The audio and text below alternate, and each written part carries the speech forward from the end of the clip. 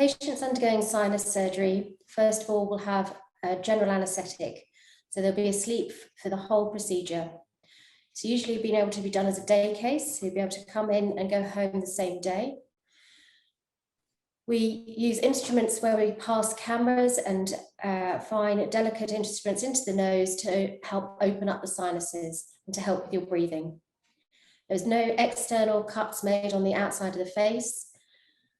We often now do not need to put nasal packing in the nose, which makes it much more comfortable for patients as well.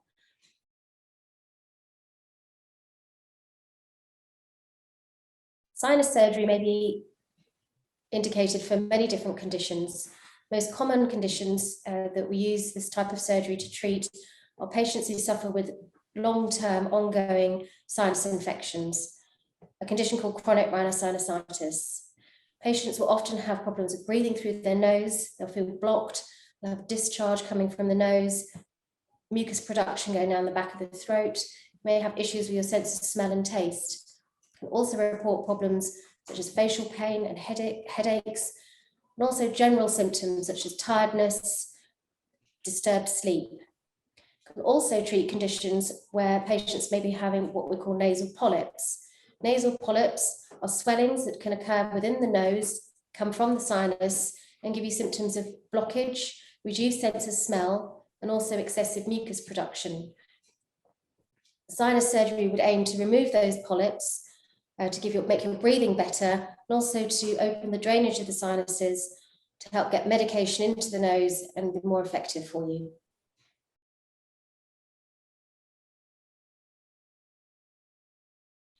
The ideal candidate for sinus surgery would be a patient who possibly has tried many different treatments, such as antibiotics, nasal sprays, saline rinsing, and still has persistent symptoms that are affecting their quality of life.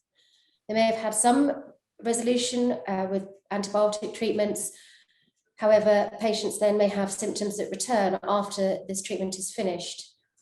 Patients will all have a CT scan to look at the extent of the disease and the sinuses involved. And that is something that we would go through at your clinic appointment if necessary. Changes on the CT scan that match with your symptoms often resolve well to sinus surgery. Patients who have nasal polyps that are having a lot of medical treatment, in particular multiple courses of oral steroid medication that are not giving long-term improvement in their symptoms, would also be of benefit for sinus surgery.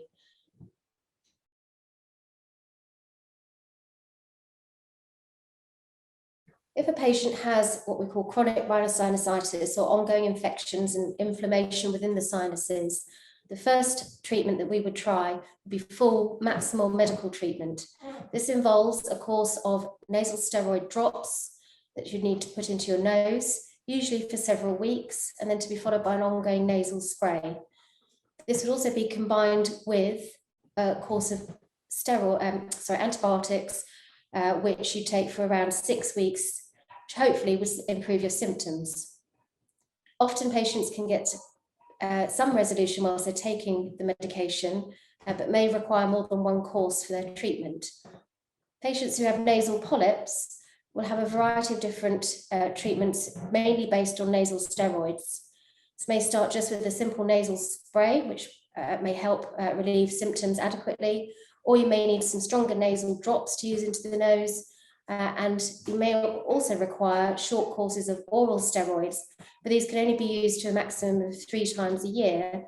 And if patients are relying on that long term, then further investigations such as possible scans and looking inside the nose with an endoscope, and then maybe discussing surgery at that point if their symptoms have not resolved.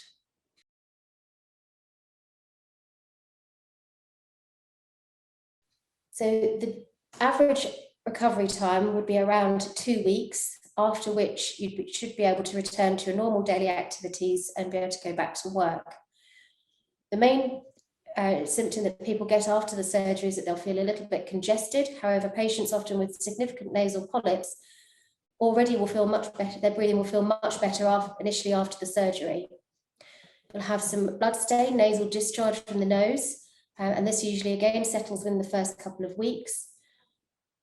as there are no scars on the outside, and there is no black eyes and bruising following this surgery, apart from feeling congested, most people will feel improvement anywhere up to between 80 and 90% in the first few weeks to months of surgery.